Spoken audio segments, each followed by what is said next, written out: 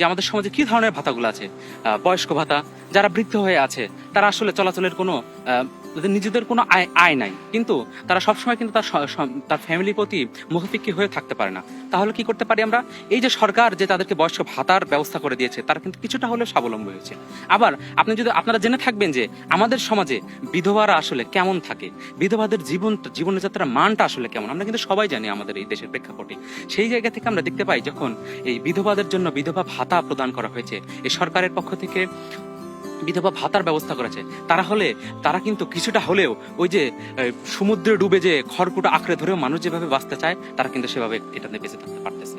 আমরা যদি চিন্তা করি দেখতে পাই যে স্কুলে বিভিন্ন স্কুলগুলোতে কিন্তু উপবৃত্তি প্রদানের মাধ্যমে, সরকার কর্তৃক উপবৃত্তি প্রদানের মাধ্যমে ছেলে মেয়েদেরকে এই যে বিভিন্ন লেখাপড়ার খরচগুলো এখানে মেটানো সম্ভব হয়েছে।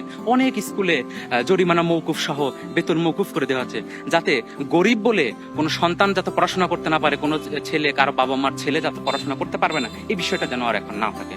তো আমরা এই বয়স্ক ভাতার দেখলাম, আমরা দেখছি বিধবা ভাতা আছে, বিভিন্ন উপবৃত্তির ব্যবস্থা করেছে, আরো আছে কি প্রতিবন্ধী ভাতা।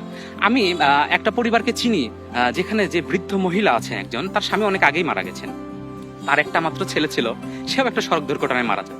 তার ছেলের যে ওয়াইফ এবং তার যে নাতিরা কিছুটা প্রতিবন্ধী ছিল। তাহলে এই বৃদ্ধ মহিলা বা বৃদ্ধ মহিলা ছেলের যে বউ, সে কিন্তু এই বিধবা ভাতাটা পাচ্ছে, আর বৃদ্ধ মহিলাটা আছে বয়স্ক ভাতা, এবং সেই মহিলার যে সন্তান সে কিন্তু হচ্ছে প্রতিবন্ধী ভাতা। তো এই যে একটা পুরো ফ্যামিলি কিন্তু এই ভাতার উপর ডিপেন্ডেন্ট করে চলতেছে, এটা কিন্তু বর্তমান সরকারের অনেক বড় একটা অর্জন।